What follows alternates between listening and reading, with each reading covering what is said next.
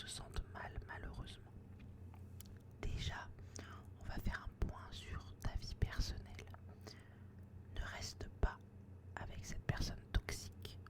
Je sais que les délais pour avoir des appartements, c'est très compliqué, c'est très long.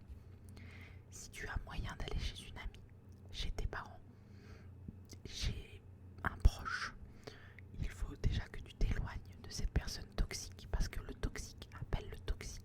Il te traîne vers le fond, il t'entraîne vers le fond, et tu n'arrives pas à voir autre chose que le négatif. Tu n'arrives pas, tu te sens nul, tu as peur de ne pas réussir. Malheureusement, quand on passe un diplôme, quand on passe le permis, quand on passe, peu importe ce qu'on passe, on n'est jamais sûr d'avoir ce diplôme. Mais sache qu'il faut essayer. Dans la vie est un essai. Dans la vie, on va tous essayer, on va tous se planter un jour et on va tous réussir un jour. La vie est remplie de ce genre de choses. Je comprends que tu as peur de l'échec, mais c'est grâce à l'échec qu'on a la victoire. Malheureusement, moi je pense qu'on a le bonheur quand on a connu le contraire, quand on a été plus bas que terre, quand on a touché le fond, et bien on peut juste remonter. Quand on a touché tout ce qui est de plus noir, on peut simplement remonter et connaître les belles choses. Voilà. Donc il faut que tu arrives à t'éloigner de cette personne qui fait que ta vie est mauvaise. Dans ta vie, tu as vécu beaucoup de situations difficiles. Il faut que tu arrives à faire le point dessus et à... Excusez-moi. Il faut que tu arrives à accepter cette part de toi. Voilà, ta vie n'a pas été rose, malheureusement, et j'espère vraiment que ça va aller mieux. Tu dis que tu as été voir un psy, mais c'est sûrement pas le bon ou la bonne. Je sais qu'il faut souvent en voir pas mal pour en trouver une ou un qui est bon. Si tu n'arrives pas à trouver de psy, peut-être que tu as un proche ou une amie à qui tu peux te confier, ça peut aussi t'aider. Même si je ne dis pas que parler à un ou une amie remplace un psy, pas du tout. Juste, il faut que tu arrives à vider ton sac, que tu vides tout ce que tu as en toi, que tu partages ce fardeau avec quelqu'un, parce que le garder pour toi, c'est pas une bonne chose. Parce que tu dis justement que tu as des pensées suicidaires, parce que voilà, tout ça ne va pas. Tu as vraiment besoin de te faire aider. Il faut vraiment qu'il y ait des gens autour de toi. Il faut que tu t'entoures de bonnes personnes. Tu parles du monde du travail et malheureusement, je comprends totalement. Avant d'être dans le travail où je suis actuellement, je trouvais que tout le monde était pareil, que toutes les entreprises étaient pareilles, que je ne trouverai jamais un endroit où je suis bien. Je sais que ça va être long, que ça va être dur, mais il y a des entreprises où ça se passe bien. Il y a des endroits où ça se passe bien. Je pense, et encore une fois, je vais me mettre en avant, mais je pense être un bon exemple. Dans la société où je suis actuellement, je suis heureuse. Je suis heureuse de me lever le matin et d'aller travailler. Je suis heureuse d'être avec mes collègues de travail. J'ai le sourire, je suis très heureuse de ma situation. Et je le souhaite vraiment à tout le monde. Donc, ça veut dire que c'est possible de trouver des entreprises où ça se passe bien, mais il va falloir trouver, il va falloir chercher, il va falloir essayer. Je comprends que c'est dur pour toi, que tu supportes pas, mais ce qu'il faut du coup faire, c'est tu t'éloignes de cette personne toxique, tu essayes de trouver un appartement ou un endroit où tu peux vivre. Une fois que tu auras laissé cette personne et que tu auras ton chez toi et ton intimité, tu vas pouvoir faire le point sur ta vie, essayer d'accepter tout ce qui s'est passé, faire un point sur toi, penser à toi, être égoïste. Il faut savoir être égoïste dans la vie. Tu vas essayer de chercher un autre psy. J'espère vraiment que tu tomberas sur une bonne psy. Et une fois que tu auras fait le point sur tout ça, il faudra que tu cherches à sortir de chez toi un petit peu tous les jours, essayer de côtoyer d'autres personnes, peut-être faire un loisir ou une activité sportive qui te plairait, que tu côtoies des personnes au quotidien, et tu vas apprendre, et j'espère vraiment que tu tomberas sur de bonnes personnes qui vont te redonner confiance en toi et que confiance en l'humanité.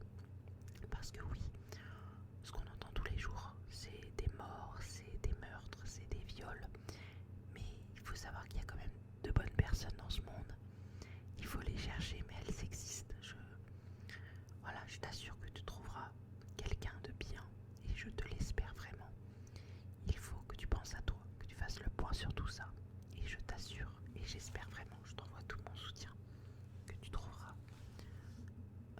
à prendre le dessus. Sache que le suicide n'est pas une solution. Je comprends les personnes qui veulent mettre fin à leur jour parce que c'est trop dur, parce que pour elles c'est la seule solution. Mais sache qu'on est là pour toi, qu'on t'aime, beaucoup de gens t'aiment et on ne veut pas que ça se finisse comme ça. Tu ne mérites pas de finir comme ça, personne ne mérite de finir comme ça. Tout le monde mérite qu'on leur tende la main. Donc sache que nous on te tend une main. J'espère que tu vas m'écrire pour savoir quelle est ta situation aujourd'hui parce que ça date d'août. Est-ce que ça a changé? Est-ce que tu te sens mieux? Et une fois que tu auras essayé nos conseils, voilà, voir comment évolue ta vie et j'espère vraiment que tu vas t'en sortir. Voilà, je t'envoie plein de soutien, plein de bisous. Et on va passer au prochain cas. Donc, déplacer vers cas ou répondre 2. Donc, ce mail-là date du 10 septembre. Donc, on s'actualise un peu plus déjà. Donc, coucou K, je te remercie de lire ce message. J'espère vraiment que toi et tes abonnés, vous allez réussir à trouver des réponses ou me dire quoi faire. On est là pour ça. Je souhaite juste rester anonyme car la personne concernée regarde tes vidéos. Aucun problème. La situation, ça fait maintenant 1 an que je suis en couple avec une fille et en ce moment c'est compliqué parce qu'au début de la relation c'était à distance et maintenant on se voit car elle a déménagé. Mais le problème c'est que depuis qu'elle est dans ma ville, elle est grave distante avec moi et quand je lui demande ce qu'elle a, elle ne répond rien. Je suis perdue, je ne sais pas quoi penser. Sinon continue tes vidéos et j'espère que tu feras encore plein de roleplay spécial école. Pourquoi pas refaire des roleplays spécial école, il n'y a pas de problème. Alors, voilà, votre situation a évolué. Ça fait 1 an que tu étais avec cette personne à travers un écran. Et maintenant, aujourd'hui, cette personne est avec toi et plus près de toi. Je pense qu'il vous faut un temps d'adaptation. Je ne sais pas depuis combien de temps elle a déménagé près de toi. Voilà, il faut que vous fassiez le point tous les deux. Voilà, tu lui dis je t'aime très fort, voilà, je t'aime, mais je te sens distante, je te sens moins avec moi. Est-ce qu'il y a un problème? Est-ce que j'ai fait quelque chose de mal? Est-ce que tu as fait quelque chose de mal? Est-ce que quelque chose ne te convient pas? Si la personne te dit que non, eh bien il faut que tu sois là pour elle, que tu lui fasses comprendre que tu es là maintenant, que vous avez la chance de ne plus être derrière un écran et c'est vraiment une chance parce que les relations à distance c'est vraiment très très compliqué et ça peut vraiment détruire des cœurs, mais là vous avez eu l'immense chance de pouvoir vivre l'un près de l'autre. Donc voilà, vois avec elle ce qu'elle en pense. S'il n'y a rien, eh bien continue d'être là pour elle, envoie-lui des messages, va la voir. Voilà, fais-lui comprendre que tu es là, que tu l'aimes et elle va comprendre et elle va elle aussi comprendre que la situation a évolué et que c'est génial et que vous habitez à côté et que c'est vraiment une bonne chose. Après ça peut être un peu de timidité parce que voilà, maintenant elle te voit, elle est peut-être voilà que la barrière de l'écran elle est plus là, donc il faut se mettre à nu devant la personne, il faut se montrer tel qu'on est, donc ça peut être un peu intimidant au début. Ou sinon, si ce n'est pas ça du tout et que en fait elle ose pas dire qu'elle ne t'apprécie plus, tu vas t'en rendre compte, en fait tu vas t'en rendre compte très très vite je pense. Laisse le temps passer, sois là pour elle, fais-lui comprendre que tu es là et vois comment elle réagit. C'est ce que moi je me dis, il faut laisser du temps à la situation, vous laissez vous découvrir, vous laissez apprendre à vous connaître parce que ça va peut-être être dur ce que je vais dire, mais à travers